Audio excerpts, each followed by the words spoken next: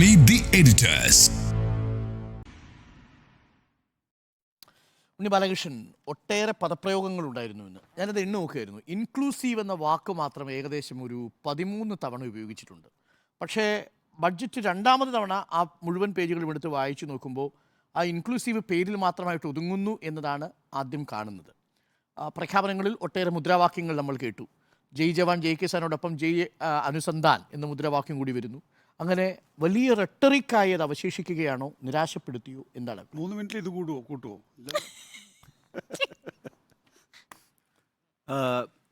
നോക്കൂ, ഇതിപ്പോൾ ശരിക്കും പറഞ്ഞാൽ കഴിഞ്ഞ 10 വർഷത്തെ നരേന്ദ്രമോദി സർക്കാരിൻ്റെ പ്രവർത്തനങ്ങളെ സംബന്ധിച്ച് ഒരു റിപ്പോർട്ട് കാർഡാണ് അവതരിപ്പിച്ചതെന്ന കാര്യത്തിൽ ഒരു സംശയവുമില്ല. അത് ഒരു പരിധിയോളം റെട്ടറിക്കുമായിരുന്നു. ഇപ്പം 2024 പൊതു തെരഞ്ഞെടുപ്പിലേക്ക് പോകുമ്പോൾ ആ പൊതു തെരഞ്ഞെടുപ്പിനെ അഭിമുഖീകരിക്കാൻ പോകുന്ന കടുത്ത ആത്മവിശ്വാസമുള്ള വിജയം സുനിശ്ചിതമാണെന്ന് ഉറച്ചു വിശ്വസിക്കുന്ന ഒരു ഭരണപക്ഷത്തെയാണ് ഞാനിന്ന് പാർലമെൻറ്റിൽ കണ്ടത്.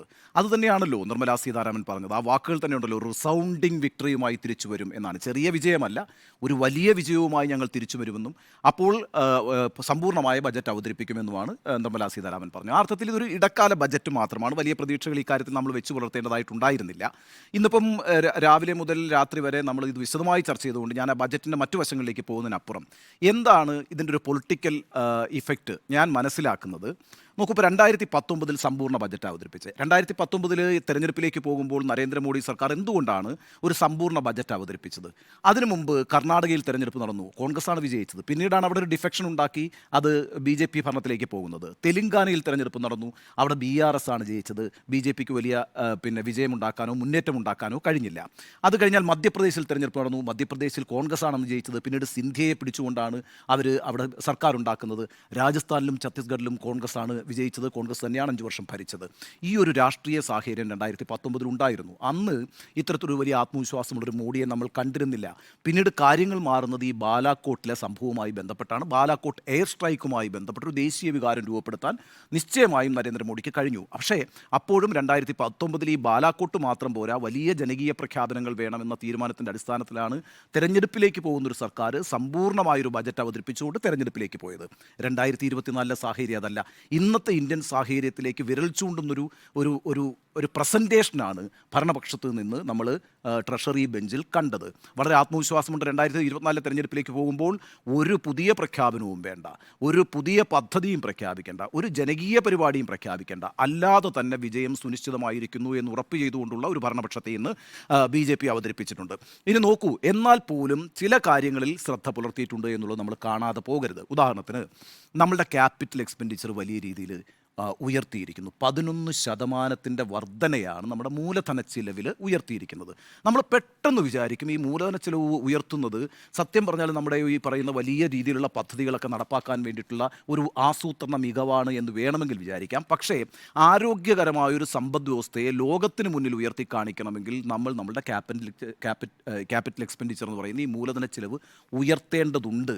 അത് ഇൻ്റർനാഷണൽ റേറ്റിങ്ങിന് വളരെ ആവശ്യമാണ് എന്ന് മാത്രവുമല്ല, നമ്മുടെ ഫിസ്ക്കൽ ഡെഫിസിറ്റ്, അതായത് ധനക്കമ്മി എന്ന് പറയുന്നത് കുറച്ചു കൊണ്ടുവരുന്നു എന്നുള്ളതും ആരോഗ്യകരമായൊരു സമ്പദ് വ്യവസ്ഥയുടെ ലക്ഷണമാണ്. അങ്ങനെ വരുമ്പോൾ 5.8% ധനക്കമ്മിയെ നമ്മൾ ഇനിയിപ്പോൾ കൺസീവ് ചെയ്തിരിക്കുന്നത് 5.1% കുറയ്ക്കും എന്നുള്ളതാണ്. അപ്പോൾ ആ രണ്ട് കാര്യങ്ങളും ഒരു ഇൻ്റർനാഷണൽ സ്റ്റാൻഡേർഡിലേക്ക് ഇന്ത്യൻ എക്കോണമി ഉയർത്തിപ്പിടിക്കുന്നത് കൊണ്ടുണ്ടാകുന്ന നേട്ടം എന്ന് പറയുന്നത് യഥാർത്ഥത്തിൽ നമ്മുടെ ഇവിടുത്തെ ക്യാപിറ്റൽ ഇൻവെസ്റ്റേഴ്സിനാണ്. അഥവാ വലിയ കോർപ്പറേറ്റ് വിഭാഗങ്ങൾക്ക് വലിയ രീതിയിലുള്ള അന്താരാഷ്ട്ര എയ്ഡ് കിട്ടാൻ പാകത്തിലുള്ള ഒരു എക്കോണമിയായി ഇന്ത്യയെ ഉയർത്തിക്കാണിക്കുന്ന വളരെ ബുദ്ധിപൂർവമായൊരു ആസൂത്രണം ഈ പറയുന്ന കാര്യത്തിൽ നടന്നിട്ടുണ്ട്. അതിൻ്റെ ഗുണം ഇന്ത്യക്ക് കിട്ടുന്നെങ്കിൽ നല്ലത് തന്നെ. എങ്കിൽ കൂടിയും ഈ ഇടക്കാല ബജറ്റിൽ പോലും ആ സൂക്ഷ്മത കേന്ദ്ര സർക്കാർ ശ്രദ്ധിച്ചു എന്നുള്ളത് വളരെ പ്രധാനപ്പെട്ട ഒരു കാര്യമാണ്. രണ്ടാമതായിട്ട് ഉള്ളൊരു പ്രധാനപ്പെട്ട കാര്യം എന്ന് പറയുന്നത് ഈ ധനക്കമ്മിയുടെ കാര്യം ഞാൻ പറഞ്ഞു. അതേപോലെ നോക്കൂ, ഈ ഇൻകം ടാക്സിൻ്റെ കാര്യത്തിൽ പറയുന്നൊരു വലിയ ക്ലെയിമുണ്ട്. 2013 2,20,000 രൂപയായിരുന്ന ഇൻകം ടാക്സിൻ്റെ സീലിംഗ് എന്ന് പറയുന്നത് 7 ലക്ഷമാക്കി ഉയർത്തി എന്നുള്ളതാണല്ലോ. 2013 നിന്ന് 10 വർഷം പിന്നിട്ടിരിക്കുന്നു വരുണേ. ആ 10 വർഷത്തിൽ നിന്ന് നമ്മൾ നോക്കുമ്പോൾ ഒരു 50,000 രൂപയുടെ ഇൻക്രീസാണ് വന്നിരിക്കുന്നത്. അങ്ങനെ നോക്കുമ്പോൾ ഒരു സ്വാഭാവികമായ ഇൻക്രീസാണ് 7 ലക്ഷം എന്ന് പറയുന്നത്. പക്ഷെ നമ്മൾ ഈ 7 ലക്ഷത്തിൽ വീഴുമ്പോൾ അപ്പുറത്തൊരു വലിയ സംഭവം കഴിഞ്ഞ ബജറ്റിൽ നടത്തിയിട്ടുണ്ട് ഈ ടാക്സുമായി ബന്ധപ്പെട്ട്. അതെന്താണ്? ഈ കോർപ്പറേറ്റുകളുടെ നികുതി 30% നിന്ന് 22% കുറച്ചിരുന്നു. അന്ന് വലിയ വിവാദമായൊരു തീരുമാനമായിരുന്നു. അത് അതേപോലെ തന്നെ നിലനിൽക്കുന്നു എന്നുള്ളതാണ്. അതായത് ഈ ഇൻകം ടാക്സ് പേയേഴ്സ് ആയിട്ടുള്ള നമുക്ക് നമ്മളുടെ സീലിംഗ് അങ്ങനെ നിൽക്കുമ്പോൾ തന്നെ വലിയൊരു നേട്ടം ഇപ്പുറത്ത് കോർപ്പറേറ്റ് വിഭാഗങ്ങൾക്ക് ഉണ്ടായിരിക്കുന്നു എന്നുള്ളതും വളരെ പ്രധാനമാണ്. അപ്പോഴും ഈ പറയുന്ന പറയുന്ന ചെറിയ ചെറിയ പ്രഖ്യാപനങ്ങൾ 1 കോടി രൂപയുടെ 1 കോടി സൗജന്യ ഈ റൂഫ് പ്ലാൻ സോളാർ പദ്ധതി, 2 കോടി വീടെന്ന് പറയുന്നത് ഈ 5 ലക്ഷം കൊണ്ടാണ് കേട്ടോ. ഞാനൊരു കാര്യം പറയാം, 2014 പിന്നെ നരേന്ദ്രമോദി സർക്കാർ വന്നപ്പോൾ പ്രഖ്യാപിച്ചത് 1 വർഷം 2 കോടി തൊഴിലവസരമാണ്. അങ്ങനെയാണെങ്കിൽ 18 കോടി ആളുകൾക്ക് ഇപ്പോൾ തൊഴിൽ കിട്ടേണ്ടി വന്നിരുന്നു. ഇന്നിപ്പം രാജ്യത്തിൻ്റെ അൺഎംപ്ലോയ്മെന്റ് റേറ്റ് എന്ന് പറയുന്നത് കുതിച്ച് മുന്നോട്ട് പോയിക്കൊണ്ടിരിക്കുകയാണ്. അതുമായി ബന്ധപ്പെട്ട് പാർലമെന്റ് അറ്റാക്ക് നടന്നൊരു രാജ്യമാണ് നമ്മുടേത്. ഞാൻ ദീർഘിപ്പിക്കുന്നില്ല, അവസാനിപ്പിക്കുന്നു. എന്നെ സംബന്ധിച്ചിടത്തോളം ഇതൊരു പൊളിറ്റിക്കൽ പിന്നെ എന്താണ് ഒരു പൊളിറ്റിക്കൽ എന്തൂസിയാസത്തിൻ്റെ, ഒരു പൊളിറ്റിക്കൽ കോൺഫിഡൻസിൻ്റെ ഒരു അവതരണമാണ് ഇന്ന് പാർലമെന്റിൽ നടന്നത്. ഈ അങ്ങനെ വലിയ പ്രഖ്യാപനങ്ങളൊന്നും നടത്തിയിട്ടില്ല എങ്കിൽ പോലും ഞങ്ങൾക്ക് ഈ തെരഞ്ഞെടുപ്പ് നേരിടാൻ കഴിയും, ഞങ്ങൾ വലിയ വിജയത്തോടുകൂടി തിരിച്ചു വരും എന്നുള്ളൊരു സൂചന നൽകിക്കൊണ്ട് സാമാന്യമായൊരു ബജറ്റ് അവതരിപ്പിച്ച് അവസാനിപ്പിച്ചു എന്നാണ് എൻ്റെ ആദ്യത്തെ ടേക്ക് കാര്യത്തിൽ. ഇന്ന് അവതരിപ്പിച്ച ബജറ്റിന് 2 ഭാഗങ്ങളുണ്ട്. ഒന്ന് രാഷ്ട്രീയ ഭാഗവും ഒന്ന് സാമ്പത്തിക ഭാഗവും. ഇന്നത്തെ ബജറ്റിൻ്റെ പ്രത്യേകത, ജനപ്രിയ പ്രഖ്യാപനങ്ങളില്ല. ജനപ്രിയ പ്രഖ്യാപനങ്ങളുടെ ആവശ്യമില്ല. ഇവിടെ അയോധ്യ ഉണ്ട്, അതോടൊപ്പം തകർത്ത് തരിപ്പണമാക്കിയ പ്രതിപക്ഷമുണ്ട്. അപ്പോൾ അതുകൊണ്ട് തന്നെ ആ ആത്മവിശ്വാസം ഈ ബജറ്റിലുണ്ട്. 58 മിനിറ്റിൽ പ്രോഗ്രസ് കാർഡ് അവതരിപ്പിച്ച് നിർത്തുകയായിരുന്നു. ഓരോ 10 മിനിറ്റിലും മഹത് വചനം പോലെ പ്രധാനമന്ത്രിയുടെ വാചകങ്ങൾ എടുത്തെടുത്ത് പറയുന്നുണ്ടായിരുന്നു. നേരത്തെ അരുൺ ചൂണ്ടിക്കാണിച്ചതുപോലെ എന്താണ് ഇൻക്ലൂസീവ് എന്ന വാക്ക് ആവർത്തിച്ച് പറയുന്നു. മതേതരത്വം എന്ന വാക്ക്, ആ വാക്ക് പലപ്പോഴും ഒഴിവാക്കുകയും മതേതരത്വം പറയുന്നവരെ കപട മതേതരവാദികൾ എന്ന് വിളിക്കുകയും ചെയ്യുന്ന BJP സർക്കാരിൽ എനിക്ക് തോന്നുന്നു പ്രധാനമന്ത്രി നരേന്ദ്രമോദി പോലും ഒഴിവാക്കിയ വാക്കാണ്. അതെ, അത് എടുത്തുകൊണ്ട് നിർമ്മലാ സീതാരാമൻ ആവർത്തിച്ചു പറയുന്നു എന്നുള്ളൊരു പ്രത്യേകതയും ഇന്നത്തെ പ്രസംഗത്തിലുണ്ട്. അതാണ് അതിൻ്റെ ഒരു രാഷ്ട്രീയ ഭാഗം.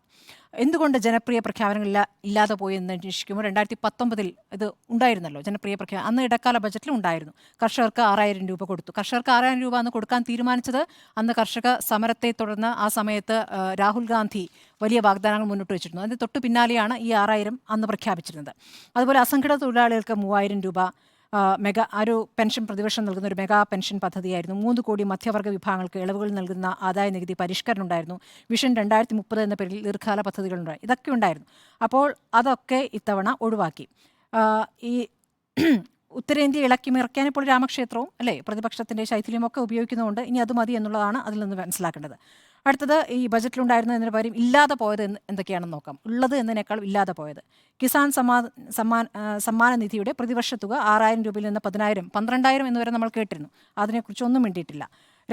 35 ലക്ഷം തൊഴിലവസരം സൃഷ്ടിക്കുമെന്ന് പ്രഖ്യാപിച്ചു. പക്ഷേ തൊഴിലില്ലായ്മ മാറ്റാനുള്ള പദ്ധതിയില്ല. മധ്യവർഗത്തെ പ്രീതിപ്പെടുത്താനുള്ള ആദായ നികുതി പരിഷ്കരണം ഉണ്ടാകുന്ന കരുതി, പക്ഷെ അതും ഉണ്ടായിട്ടില്ല. ഈ പ്രധാനമന്ത്രിയുടെ വാക്കുകൾ ഉദ്ധരിക്കുന്നതിനിടെ നിർമ്മല സീതാരാമൻ പറഞ്ഞ ഈ രാജ്യത്തെ 4 ജാതികളെക്കുറിച്ച് ആവർത്തിക്കുന്നു. ഈ 4 ജാതികൾ എന്ന പ്രതികരണം വന്നതും ഏത് ഘട്ടത്തിലാണെന്ന് നമുക്കറിയാം. കാസ്റ്റ് സെൻസസുമായി ബന്ധപ്പെട്ട് അത് പ്രധാനപ്പെട്ട വിഷയമായി രാഹുൽ ഗാന്ധി ഉന്നയിച്ചപ്പോഴാണ് നമുക്ക് 4 ജാതിയേ ഉള്ളൂ എന്ന് പ്രധാനമന്ത്രി പറഞ്ഞത്. അതപ്പോൾ ഒരു മുദ്രാവാക്യമായി ഉയർത്തുന്നു. ഇന്നത്തെ ബജറ്റ് പ്രസംഗത്തിലും അത് ചൂണ്ടിക്കാട്ടിയിരിക്കുകയാണ്. സാമ്പത്തിക കാര്യങ്ങളിലേക്ക് പോകുമ്പോൾ കഴിഞ്ഞ വർഷത്തെ അപേക്ഷിച്ച് റവന്യൂ വരുമാനത്തിൽ 13% വർധനയുണ്ടായിട്ടുണ്ട്. പക്ഷേ കഴിഞ്ഞ ബജറ്റിൽ പാവപ്പെട്ടവർക്ക് വേണ്ടി നീക്കിവെച്ചതിൽ എത്ര ചെലവാക്കി എന്നതിൻ്റെ കണക്കില്ല എന്നുള്ളത് പ്രധാനമാണ്. പുതുക്കിയ കണക്ക് പ്രകാരം പട്ടികജാതി വിഭാഗങ്ങൾക്ക് 9,409 കോടി പ്രഖ്യാപിച്ചു. ചെലവാക്കിയത് 6,780 കോടിയാണ്. ആരോഗ്യമേഖലയ്ക്ക് 88,986 കോടി പ്രഖ്യാപിച്ചു. ചെലവാക്കിയത് 79,221 കോടിയാണ്. വിദ്യാഭ്യാസ മേഖലയിലും മൂലധന ചെലവിലും ഇതേപോലെ പ്രഖ്യാപിച്ചതും നടപ്പാക്കിയതും തമ്മിൽ അന്തരമുണ്ട്. അപ്പോൾ പ്രഖ്യാപനങ്ങൾ നടപ്പാക്കുന്നില്ല പൂർണ്ണതോതിൽ എന്നുള്ള പ്രധാനപ്പെട്ട വിഷയം നിൽക്കുന്നു. ഈ ഫിസ്ക്കൽ ഫെഡറലിസത്തെ ശ്വാസം മുട്ടിക്കുന്ന നയങ്ങളാണ് ഈ ബജറ്റിലും ഉള്ളത്. നികുതി വരുമാനത്തിന്റെ സോഴ്സുകൾ മുഴുവൻ കേന്ദ്രത്തിന് ലഭിക്കുന്നു. സാമൂഹിക സാമ്പത്തിക ഉത്തരവാദിത്തങ്ങൾ മുഴുവൻ സംസ്ഥാനങ്ങൾക്ക്, അതിൻ്റെ ഭാരം മുഴുവൻ സംസ്ഥാനങ്ങൾക്ക് എന്നുള്ള അവസ്ഥ വരുന്നു. ഈ വർഷം 75,000 കോടി രൂപ 50 വർഷത്തേക്ക് പലിശരഹിതമായ സംസ്ഥാനങ്ങൾക്ക് നൽകുമെന്ന് പറഞ്ഞിട്ടുണ്ട്. ഇതേ പ്രഖ്യാപനം കഴിഞ്ഞ വർഷം നടത്തിയിട്ടുണ്ട്.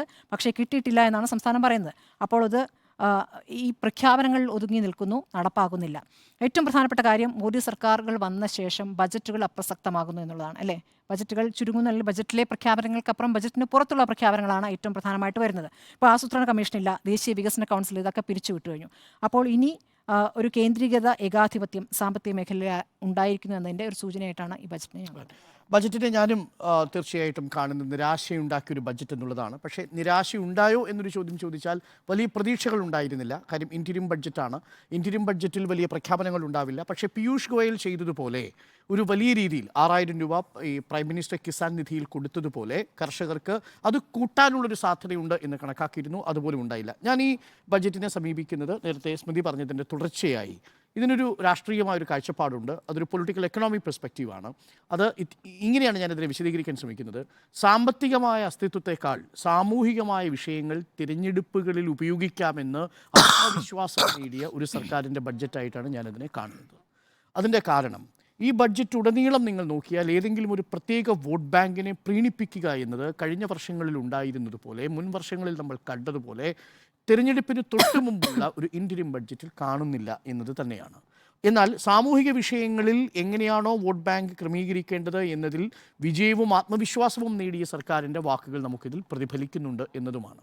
ആ അർത്ഥത്തിൽ ഞാൻ ഉണ്ണി ബാലകൃഷ്ണൻ പറഞ്ഞതിനോടും സ്മൃതി പറഞ്ഞതിനോടും പൂർണ്ണമായും യോജിക്കുന്നു.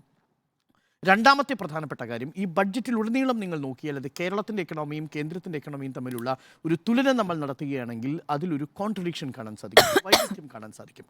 ഉദാഹരണത്തിന് വായ്പാ പരിധിയുമായി ബന്ധപ്പെട്ട വിഷയത്തിൽ ഒരു നിലവിൽ ഫിസ്ക്കൽ റെസ്പോൺസിബിലിറ്റി മാനേജ്മെൻറ്റ് ആക്ട് പ്രകാരം രാജ്യത്തിനും സംസ്ഥാനത്തിനും കടമെടുക്കാൻ കഴിയുന്നതിന് പരിധി നിശ്ചയിച്ചിരിക്കുന്നത് ഇതിൻ്റെ ഫിസ്ക്കൽ ഡെഫിസിറ്റുമായി ബന്ധപ്പെടുത്തിയാണ്. ധനക്കമ്മി 3% താഴെ നിൽക്കണം എന്നുള്ളതാണ് പ്രധാനപ്പെട്ട കണക്ക്. ഇവിടെ നോക്കൂ, ധനക്കമ്മി 5.8% ആകുമ്പോഴും വായ്പാ പരിധിക്ക് യാതൊരു കുറവും ഉണ്ടാവുന്നില്ല കേന്ദ്രത്തിന്. എന്നാൽ സംസ്ഥാനത്തേക്ക് എത്തുമ്പോൾ ഒരുപക്ഷെ അത് 2 3 3.5 ആക്കാനായിട്ട് സംസ്ഥാനം ആവശ്യപ്പെടുമ്പോൾ പോലും ഫിസ്ക്കൽ ഡെഫിസിറ്റിൻ്റെ കാര്യത്തിൽ കേന്ദ്ര സർക്കാർ സംസ്ഥാന സർക്കാരുകളോട് 3.5 എന്ന് പറയുന്ന ഡിജിറ്റിലേക്ക് പോകുന്നത് ബുദ്ധിമുട്ടാണെന്ന് പറയുകയും കേന്ദ്രത്തിനെതിരെ 5.8 5.1 ആകുന്നതിൽ തടസ്സമില്ലാതിരിക്കുകയും ചെയ്യുന്നൊരവസ്ഥയുണ്ടാകുന്നു. ഇതൊരു വൈരുദ്ധ്യമാണ് എന്നുള്ളതാണ് രണ്ടാമത്തെ പ്രധാനപ്പെട്ട കാര്യം. മൂന്നാമത്തത്, നമ്മൾ കേന്ദ്രത്തിലേക്കും കേരളത്തിലേക്കും വരുന്ന പണത്തെക്കുറിച്ചുള്ള കാഴ്ചപ്പാട് കൂടി നോക്കൂ. കേന്ദ്രത്തിലേക്ക് വരുന്ന ഓരോ രൂപയിലും 28 രൂപ വരുന്നത് കടമെടുപ്പിലൂടെയാണ്. അതേസമയം കേരളത്തിലേക്ക് വരുന്ന ഓരോ രൂപയിലും 15 രൂപയാണ് നമ്മൾ കടമെടുക്കുന്നത്. അപ്പോൾ ഒരു വാദം പൊളിയുന്നു, കടമെടുക്കുന്നത് ആരാണ്, കേന്ദ്രമാണോ കേരളമാണോ? 18 പൈസയാണ്. അപ്പോൾ കേന്ദ്രത്തിൽ നിന്ന് കേരളത്തിലേക്ക് വരുന്ന ഒരു രൂപയിൽ 15 പൈസയാണ് നമ്മൾ വായ്പയായിട്ട് എടുക്കുന്നത്. കേന്ദ്രത്തിലാണെങ്കിൽ അത് 28 പൈസയാണ് ഒരു രൂപയിൽ. ഇനി തിരിച്ച് കേന്ദ്രത്തിൽ നിന്ന് പോകുന്ന ഒരു രൂപയിൽ, ചെലവാകുന്ന ഒരു രൂപയിൽ പലിശ 20 പൈസയാണെങ്കിൽ അത് കേരളത്തിൻ്റെ കാര്യത്തിൽ കേരളത്തിൽ നിന്ന് ചെലവാകുന്ന ഒരു രൂപയിൽ പോകുന്നത് 14 പൈസയാണ്.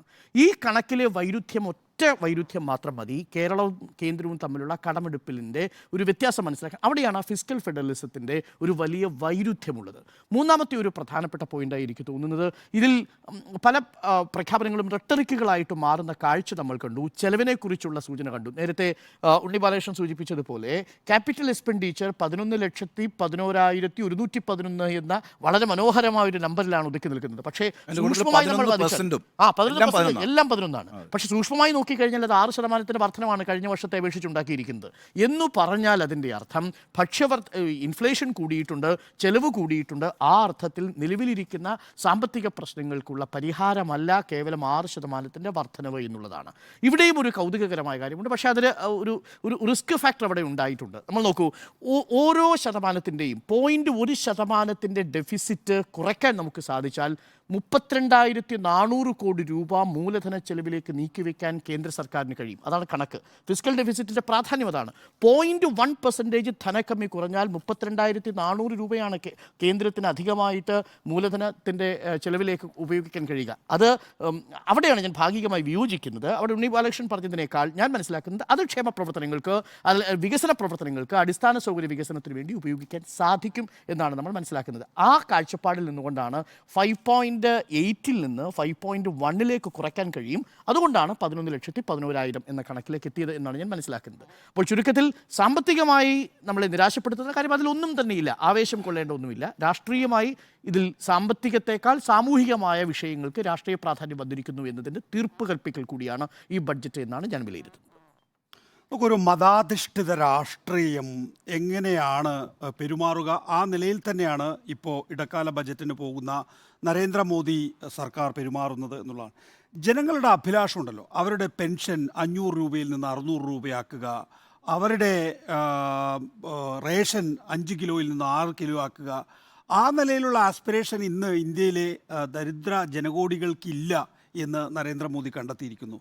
അത്തരം അഭിലാഷങ്ങൾ രാമക്ഷേത്രത്തിലെ പ്രാണപ്രതിഷ്ഠയിലൂടെ അതുപോലെ പുതിയ ഒരു പള്ളിയിൽ നിന്ന് അവിടെ വിഗ്രഹപ്രതിഷ്ഠ നടത്തുന്നതിലൂടെയും അതിൻ്റെ മുകളിൽ അതിൻ്റെ ചുവരിൽ സ്റ്റിക്കർ ഒട്ടിക്കുന്നതിലൂടെയും ആ അഭിലാഷങ്ങൾ പൂർത്തീകരിച്ചു എന്ന് മനസ്സിലാക്കുകയാണ് നരേന്ദ്രമോദി സർക്കാർ. ഇപ്പം നിർമ്മല സീതാരാമനാണ് ബജറ്റ് അവതരിപ്പിച്ചതെങ്കിലും രവീന്ദ്രനാഥ് ടാഗോറിനെയോ അല്ലെങ്കിൽ മറ്റാരെങ്കിലും കോട്ട് ചെയ്യുകയല്ല ചെയ്യുന്നത്. നരേന്ദ്രമോദി വിവിധ ഘട്ടങ്ങളിൽ പറഞ്ഞ കാര്യങ്ങൾ ഉൾക്കൊള്ളിച്ചുകൊണ്ടാണ് ഈ ബജറ്റ് പോകുന്നത് എന്നുള്ളതാണ്. അത് എൻ്റെ എൻ്റെ ഫുൾ ഫിഗർ എന്നുള്ള നിലയിൽ തന്നെയാണ് ആ ബജറ്റ് പൂർണ്ണമായും അവതരിപ്പിച്ചിട്ടുള്ളത് എന്നുള്ളതാണ്. നോക്കുക, വെൽഫെയർ സ്കീമിനോ അല്ലെങ്കിൽ ഏതെങ്കിലും തരം സോഷ്യൽ സെക്യൂരിറ്റിക്കോ യാതൊരു പ്രാധാന്യവും അങ്ങനെ ഒരു കാര്യത്തിന് യാതൊരു പ്രസക്തിയുമില്ല എന്നുള്ള നിലയിലേക്കാണ് ഈ ബജറ്റ് പോകുന്നത്. ഇപ്പോൾ നേരത്തെ പറഞ്ഞ നമ്മൾ രാവിലെ ചർച്ച ചെയ്ത വിഷയമാണ് ഈ പ്രധാനമന്ത്രി കിസാൻ യോജന. അത് 6000-ൽ നിന്ന് 12,000 ആക്കുമെന്ന് കേൾക്കുന്നു എന്നൊക്കെ അരുണ് പ്രത്യാശ പ്രകടിപ്പിക്കുന്നുണ്ട്. 6000-ൽ നിന്ന് 6001 രൂപയിലേക്ക് എത്തിക്കാൻ കഴിഞ്ഞിട്ടില്ല എന്നുള്ളതാണ്. കാർഷികോൽപ്പന്നങ്ങളുടെ താങ്ങുവിലയിൽ വലിയ മാറ്റം ഉണ്ടാകും എന്ന് പറഞ്ഞു, ഒന്നും ഉണ്ടായിട്ടില്ല എന്നുള്ള. കർഷകർക്ക് ഒരാനുകൂല്യം നൽകുന്ന ഒരു പദ്ധതിയും ഇല്ല എന്നുള്ളതാണ്. വിലക്കയറ്റത്തിൽ നിന്ന് ആശ്വാസമില്ല, ആദായ നികുതി പരിധിയിൽ മാറ്റമില്ല, ക്ഷേമ പദ്ധതികളുടെ ചിലവിൽ നിന്ന് പൂർണ്ണമായും വിട്ടുനിൽക്കുന്നു എന്നുള്ളതാണ്. അപ്പോൾ ഈ നിലയിൽ വളരെ ഔദ്ധത്യത്തോടു കൂടിയുള്ള ഒരു ബജറ്റ് അവതരണം. നോക്കൂ, അടുത്ത ഘട്ടം അടുത്ത 5 വർഷം ഞങ്ങൾ എങ്ങനെയാണ് പോകാൻ ഉദ്ദേശിക്കുന്നത് എന്നത് സംബന്ധിച്ച കൃത്യമായ ദിശാസൂചകം ഈ ബജറ്റിലുണ്ടെന്നേ. കാരണം ഇനിയുള്ള 5 വർഷം കോർപ്പറേറ്റുകൾക്ക് സേവനം ചെയ്യുക എന്നുള്ള നിലയിൽ, ആ നിലയിൽ സാമ്പത്തിക രംഗം വിപുലീകരിക്കുക എന്ന നിലയിലാണ് ഈ സർക്കാർ മുന്നോട്ട് പോകുന്നത്. ഇനി വരാനിരിക്കുന്ന സർക്കാരുകൾ അതാണ് ഉദ്ദേശിക്കുന്നത്. കാരണം ഏതെങ്കിലും തരത്തിൽ സാമൂഹ്യക്ഷേമത്തിൻ്റെയോ സോഷ്യൽ സുരക്ഷയുടെയോ കാര്യത്തിൽ മാറ്റമുണ്ടാക്കണമെങ്കിൽ അതിനുള്ള ഏറ്റവും ഉചിതമായ സമയമായിരുന്നു ഇത്. അടുത്ത കേന്ദ്ര ബജറ്റ് അല്ല, ഇനിയിപ്പോൾ നരേന്ദ്രമോദി തന്നെയാണ് അധികാരത്തിൽ തിരിച്ചു വരാൻ പോകുന്നത്. അവിടെ ആ നിലയിലുള്ള ഒന്നും ചെയ്യാൻ ഉദ്ദേശിക്കുന്നില്ല എന്ന് വ്യക്തമാക്കുന്നതിലൂടെ ഇനി വരാൻ പോകുന്ന ഒരു സർക്കാർ ഞങ്ങളുടേതാണ് എങ്കിൽ കാണിച്ചു തരാം എന്നുള്ള നിലയിലാണ് പോകുന്നത്. നോക്കൂ, ഇവിടെ കടം കുറയുന്നു. ഞാൻ അതും കൂടി പറഞ്ഞ് അവസാനിപ്പിക്കാം. 8.9-ൽ നിന്ന് 5.8-ൽ നിന്ന് 5.1-ലേക്ക് മാറ്റുന്നു എന്നുള്ളതാണ്. ഇത്രയും വലിയ അനുകൂലമായ അവസ്ഥയുണ്ടായിട്ടും അത്രേ ചെയ്യാൻ പറ്റുള്ളൂ എന്നുള്ളത് കാര്യം നമുക്കറിയാം. 5.8-ൽ നിന്ന് 5.4 സാധ്യതയാണ് സാമ്പത്തിക വിദഗ്ധർ ചൂണ്ടിക്കാണിച്ചിരുന്നതെങ്കിൽ 5.1-ലേക്ക് കൊണ്ടുവരുമെന്നുള്ള എസ്റ്റിമേറ്റ് അതായിട്ടില്ല, എസ്റ്റിമേറ്റിലേക്കാണ് വരുന്നത്. അത് സ്വാഭാവികമായും റേറ്റിംഗ് ഏജൻസിയിൽ വലിയ മുൻതൂക്കം സർക്കാരിന് നൽകുമെന്ന കാര്യത്തിൽ തർക്കമില്ല. പക്ഷേ അവിടെയാണ് കേരളത്തിൻ്റെ പ്രധാനപ്പെട്ട കാര്യം പറയുന്നത്. ഇപ്പോൾ അരുൺ നേരത്തെ ചൂണ്ടിക്കാണിച്ചല്ലോ, 47 ലക്ഷം ഉറുപ്പ്യ ആണ് നമ്മുടെ കയ്യിലുള്ളത്. നമുക്ക് ചെലവഴിക്കാൻ 47 ലക്ഷം കോടി ഉറുപ്പ്യയാണുള്ളത്. അതിൽ 17 ലക്ഷം കോടിയും കടമാണ്. ഈ സാഹചര്യത്തിൽ നിങ്ങൾ 5.8-ൽ നിന്ന് 5.1-ലേക്ക് കൊണ്ടുവരുമ്പോൾ ആകെയുള്ള 47 ലക്ഷം കോടിയാണ് നിങ്ങൾക്ക് ചെലവഴിക്കാനുള്ളത്. അതിൽ 28% വരുന്നു എന്നുള്ളതാണ്. 47-ൽ നിന്ന് 17 ലക്ഷം വരുമ്പോൾ ഈ 47 ലക്ഷത്തിൽ നമ്മുടെ കയ്യിലുണ്ടെങ്കിൽ, അതായത് നമ്മൾ ഈ 17 ലക്ഷം കടമെടുത്ത് 47 ലക്ഷം ഉണ്ടാക്കുമ്പോൾ പലിശ ഇനത്തിൽ നമ്മൾ കൊടുക്കുന്നത് എത്രയാണെന്ന് അറിയാം? 12 ലക്ഷം കോടി രൂപ. അതായത് 12 ലക്ഷം കോടി രൂപ. 20%. അത് 25% വരും. 48-ൻ്റെ പകുതി 24, 24-ൻ്റെ പകുതി 12. അപ്പോൾ 25% നമ്മൾ പലിശ ഇനത്തിൽ കൊടുക്കുന്നു എന്നുള്ളതാണ്. നമുക്ക് 5.8, കേന്ദ്രത്തിന് 5 ഉണ്ട് എങ്കിൽ കേരളത്തിന് അത് 3% കുറയ്ക്കുന്നതിന് യാതൊരു യുക്തിയും നീതിയുമില്ല. കാരണം FRBM ആക്ട് കേന്ദ്രത്തിനും കേരളത്തിനും ഒരേപോലെയാണ് എന്നുള്ളതാണ്. അപ്പോൾ നമ്മളെ ചുരുക്കുക, കേന്ദ്ര സർക്കാരിനെ സംബന്ധിച്ചിടത്തോളം ഈ പറയുന്ന കോർപ്പറേറ്റുകളെ സഹായിക്കുന്നതിന് വേണ്ടിയിട്ടുള്ള ചെലവുകൾക്ക് അവർക്ക് എത്ര കടമെടുക്കാം എന്നുള്ള നില അംഗീകരിക്കാനാകില്ല.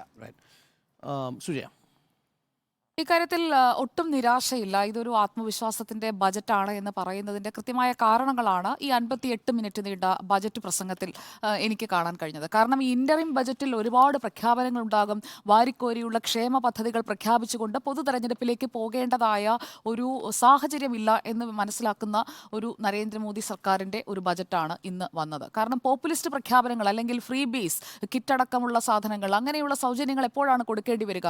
പ്രതിസന്ധിയിലാകുമ്പോൾ, ഭരണവിരുദ്ധ വികാരമുണ്ടാകുമ്പോൾ, ജയിക്കാൻ ഇതൊക്കെ കൊടുത്തേ പറ്റൂ എന്ന് തിരിച്ചറിയുമ്പോൾ, അങ്ങനെയുള്ളപ്പോഴാണ് പോപ്പുലിസ്റ്റ് ബജറ്റായി അത് മാറേണ്ടത്. അതിന്റെ സാഹചര്യം നിലവിലില്ല. നോക്കൂ, പ്രതിപക്ഷം, നേരത്തെ മാഡം സൂചിപ്പിച്ചതുപോലെ പ്രതിപക്ഷം ഛിന്ന ഭിന്നമായി കിടക്കുകയാണ്. പ്രതിപക്ഷത്തിന് ഇനി യുണൈറ്റഡ് ആയി വന്ന് എതിർക്കാൻ അല്ലെങ്കിൽ നരേന്ദ്രമോദിയുടെ ഹാട്രിക്ക് തടയാനായിട്ടുള്ള ഒരു ശേഷിയുമില്ല. ആ ഘട്ടത്തിൽ എന്തിനാണ് പോപ്പുലിസ്റ്റ് പ്രഖ്യാപനങ്ങൾ? ഇതുവരെ നടപ്പാക്കിയതിന്റെ പ്രോഗ്രസ് റിപ്പോർട്ട് മുന്നോട്ട് വെച്ചാൽ മതി, ജനം വന്ന് വോട്ട് ചെയ്യും. അതാണ് അവരുടെ ആത്മവിശ്വാസത്തിന്റെ അടിസ്ഥാനം. ആ ആത്മവിശ്വാസത്തിന് അവർ മുന്നോട്ട് വയ്ക്കുന്ന ആ അടിസ്ഥാനങ്ങളാണ് ഇന്നത്തെ ബജറ്റിലുടനീളം ഉടനീളം എടുത്തു പറഞ്ഞത്.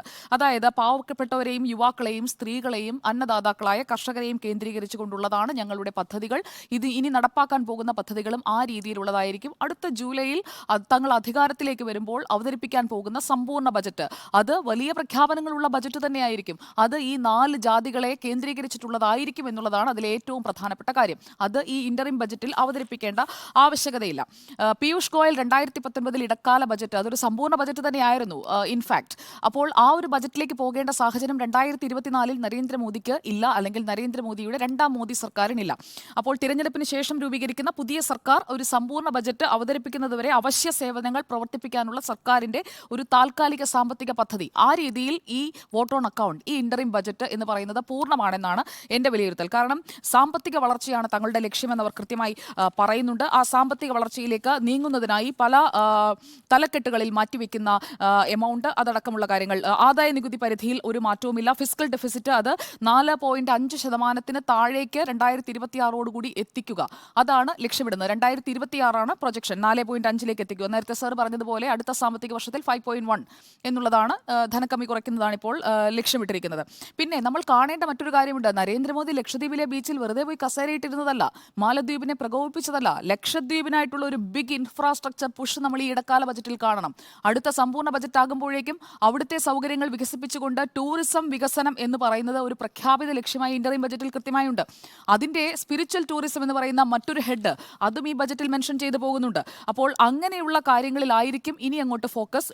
പിന്നെ വന്ദേ ഭാരത് സ്ലീപ്പർ, വന്ദേ മെട്രോ, റെയിൽ സാഗർ തുടങ്ങി കേരളത്തിന് ഗുണകരമാകുന്ന പദ്ധതികളുമുണ്ട്.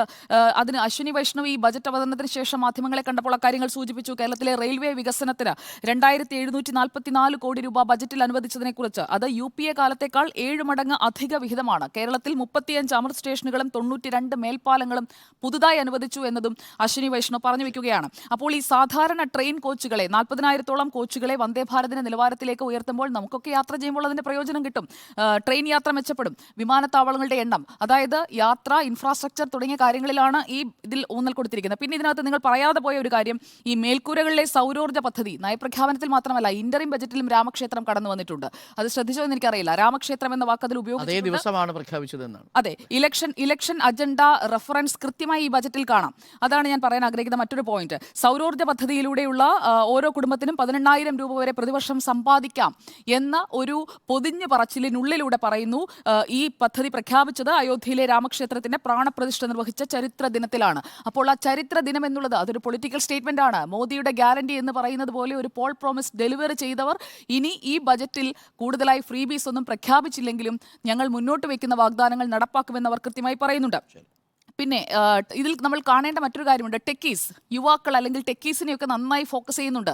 ജൂലൈയിൽ വരാൻ പോകുന്ന സമ്പൂർണ്ണ ബജറ്റിൽ അവർക്കായിട്ടുള്ള പ്രഖ്യാപനങ്ങളും കുറേയേറെ ഉണ്ടാകും എന്നതിന്റെ സൂചന ഈ ബജറ്റിലുണ്ട്. ഒന്നും പറയാതെ പോയിട്ടില്ല.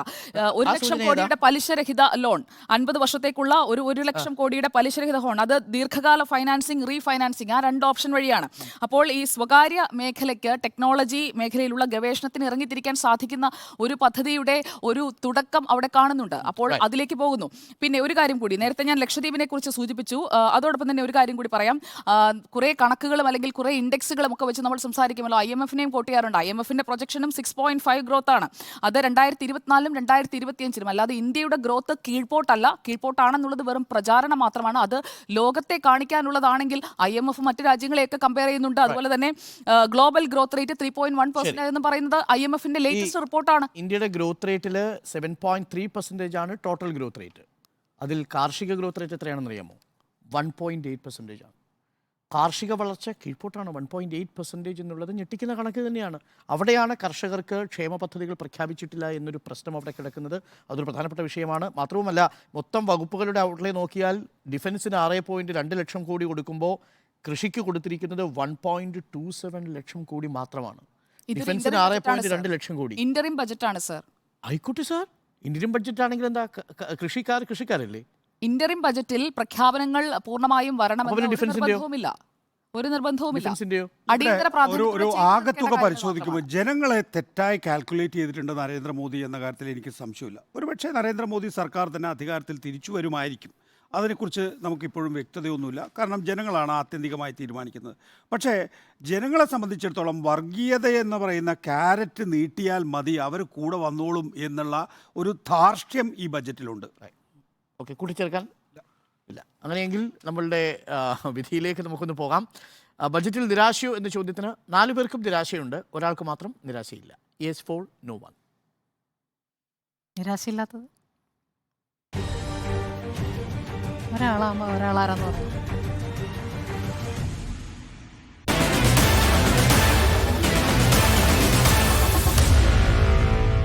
Meet the editors.